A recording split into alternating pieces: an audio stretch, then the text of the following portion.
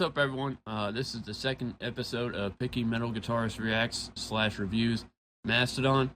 Today we're going to check out their second album here, Leviathan. And yeah, I'm pretty excited for this one. We already did the first album last week, so go ahead and check that out if you want. I'll leave a link to it. And I posted my full review on albumoftheyear.org as well.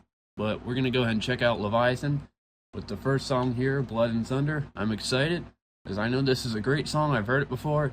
So it seems like they're coming out the gate with some heavy hitters. So let's go.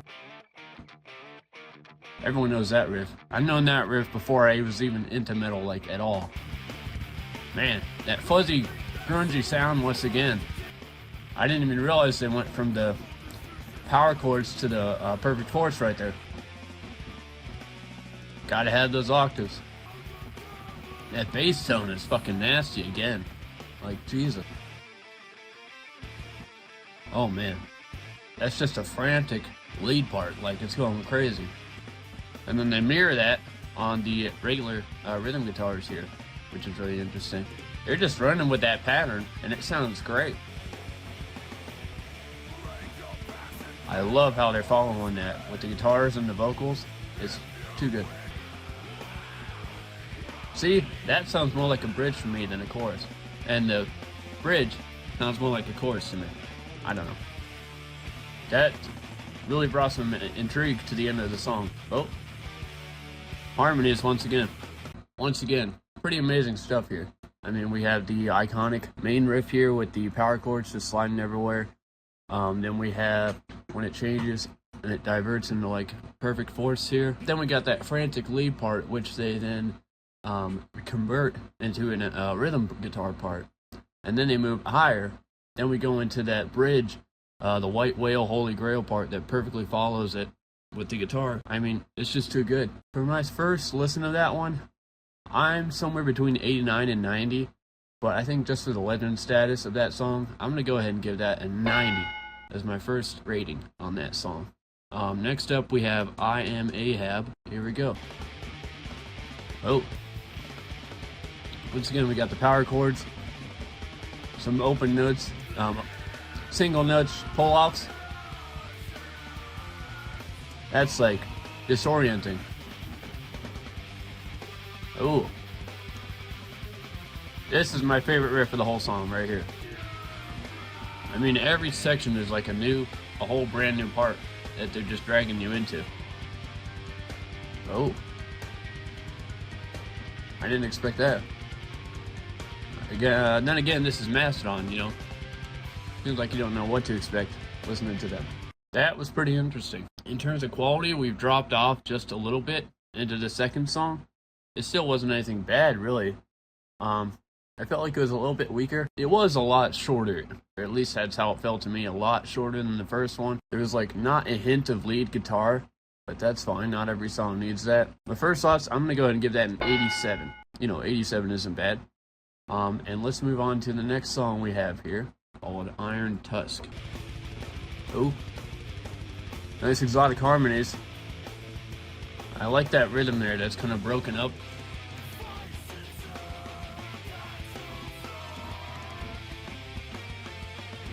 Oh, I like how they're using that as a vehicle and ending it with something different. Oh. Nice. A really broken down, simpler variation of that opening riff. You can really catch on if you're paying attention. Oh, right back to that intro riff. Okay, wow. That third song, Iron Tusk, that was pretty interesting. I liked it better than the second song. I think it had more going on with it. I liked the opening riff, that really exotic theme with the sort of weird timing to it, but still like made it flow at the same time as feeling a little bit disjointed. I like this part a lot, where they used the 2/4 as a vehicle and ended it with a different variation each time. That was really varied, and I love how they brought back the big syncopated tritone hits from the last album, from their first one. So I think for my first thoughts on this one, I'm gonna go ahead and give it an 89 out of 100. All right. So that brings us to the next song, Joseph Merrick, instrumental. Okay, let's go ahead and get the tabs up. And let's go. Oh man, this is just going all over the place. A lot of variation with the chord tones here. Ooh. It's like the clean guitar and the acoustic are kind of fighting each other, but it still like somehow works. I don't know how. Oh. This is really interesting. It's like an eerie but beautiful sound to it. There's so many effects going on that electric guitar. It sounds more old school, but with a very creepy twist to it. Oh, what a chord. That is really complex there. Once again, the reason I started this whole series is to commemorate Brent Hinds. I'm not sure who's playing what here, but he seems to be an amazing writer.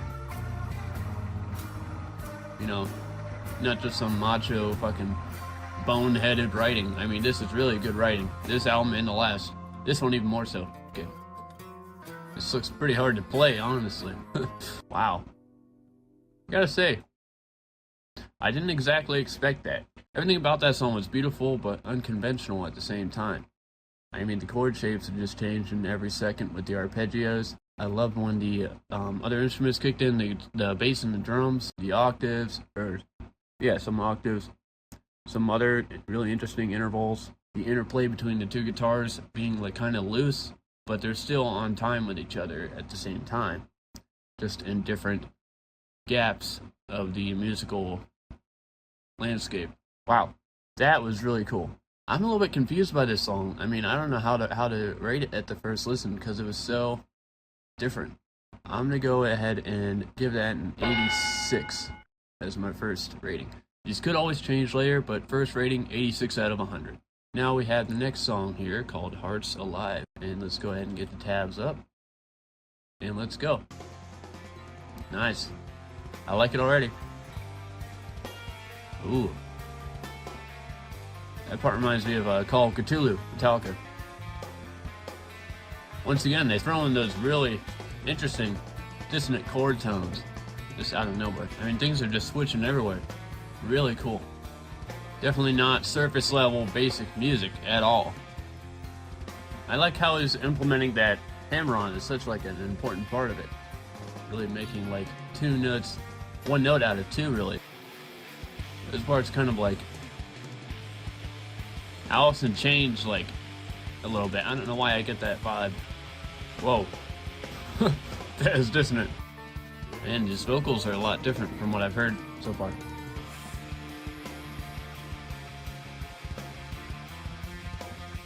Ooh, using that string as a drone note right there. Then up an octave. Ooh. Oh my god. That is so good. I love when they go here. Oh yeah. This is my favorite so far, honestly. I love how creative, eccentric it is. Man, I love how they use that open string as a drone. It adds so much personality than just basic, perfect fifths. Oh, I could listen to this part forever. And we're like not even halfway done with the song. I mean, how much better can it get? Oh my god. I gotta acknowledge the drums going freaking nuts here. I can't believe I haven't acknowledged the drums yet.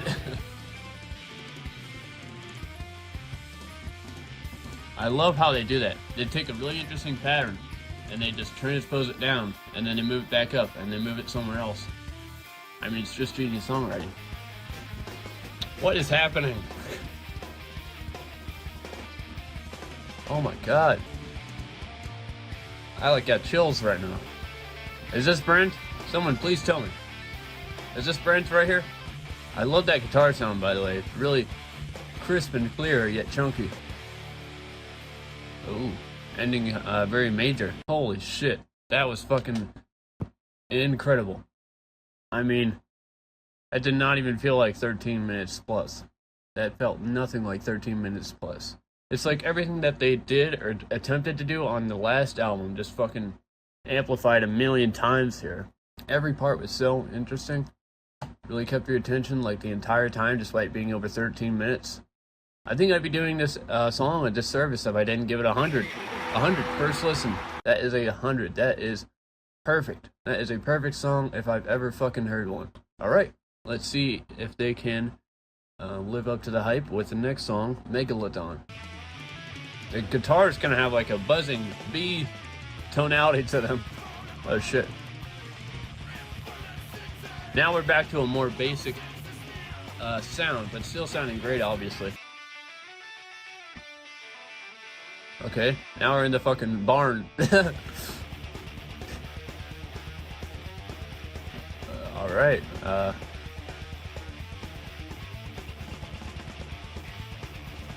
oh. Now I don't know where the fuck we're at. Yes, come up here. Maybe I'll get more views if I have a cat in the video.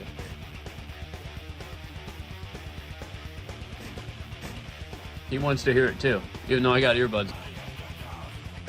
Holy shit. Nice double picking. This part kind of feels like a story being told. Nice, nice. Once again, they're just bringing the, like, amazing songs, really interesting parts. I mean, this band, they just know what they want to do, and they do it really well. I love the little country sounding part. Sound like we're in a backwoods barn or something. And then we go into, like, the thrashy riff. I mean, this band is so interesting and so varied. I can see why a lot of people love them.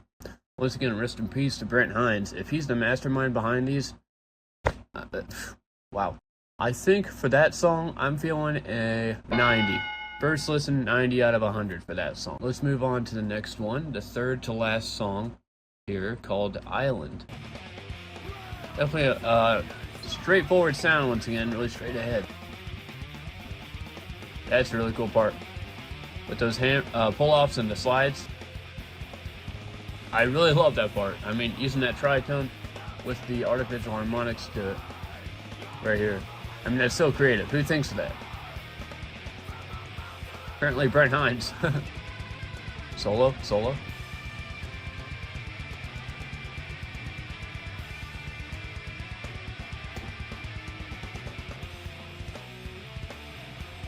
Nice. That was Island.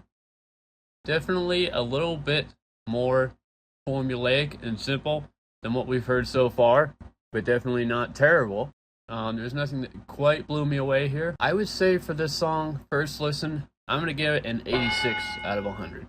First listen ever. So let's move on to the second to last song, Naked Burn. Alright, and let's get it started. Naked Burn. Is there a new vocalist here?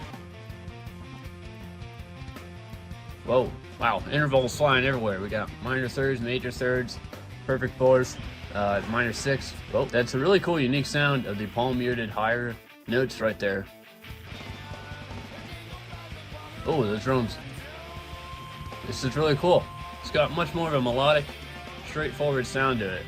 Okay, honestly, I feel a similar sentiment that to the last one with that song. The intro is really cool with the muted higher notes going on there, palm muted higher notes, and then they go into the basic power chord melody like they always do. Once again, it's like a more basic song at its core, but they throw in all those little motifs and little licks in there. I think I'm gonna go ahead and give this let's go 85 on the first listen. So that's gonna lead us to the last song here, Aqua Dementia. Wow, that is hard to follow. Wow. That's an unconventional riff if I've ever heard one. What is going on in the vocals here? Okay, total switch up once again. Wow. Don't really have much to say about that one. There was still nothing that even resembled a bad song here. But when you have songs that good at such a pinnacle, when you try to write other stuff after it, it's really, really hard to even get anywhere near that like monumental height that you get at a certain point. So I think for that last song, I'm gonna go ahead and give it an 85 as my first official rating, and that's gonna be it for every song on here. Hey guys, this is once again the next day. I ran out of time recording yet again for my first video, but I went ahead and rallied up the scores that I gave every song on the first listen here for Leviathan. So I'm gonna go ahead and give this full album, I'm going to round it up to an 89. So first listen, this album gets an 89. I think it was a complete opposite of a sophomore slump. I mean, they improved everything that they showed they were capable of in the first album. The writing was super interesting. Everything was elevated to a just higher level. Hearts Alive was an absolute masterpiece. I barely give any song a 100, but it got a 100 on the first listen. I don't even know how many times that's happened in the past, maybe like 5 or maybe 10 if I'm being generous, because I am extremely picky. I barely give anything a 100, let alone on the first listen. So yeah, this second album, Leviathan, I'm going to give it an 89, strong 89. It would have been maybe a 90 or higher, but it got a little bit weaker towards the end, in my opinion, with these 3 songs here. But yeah, that's going to be it for this one. Hope you enjoyed this one. Next week, we're going to dive into the third album, and keep an eye out for my review. I'm going to link it down below. So see you guys next time.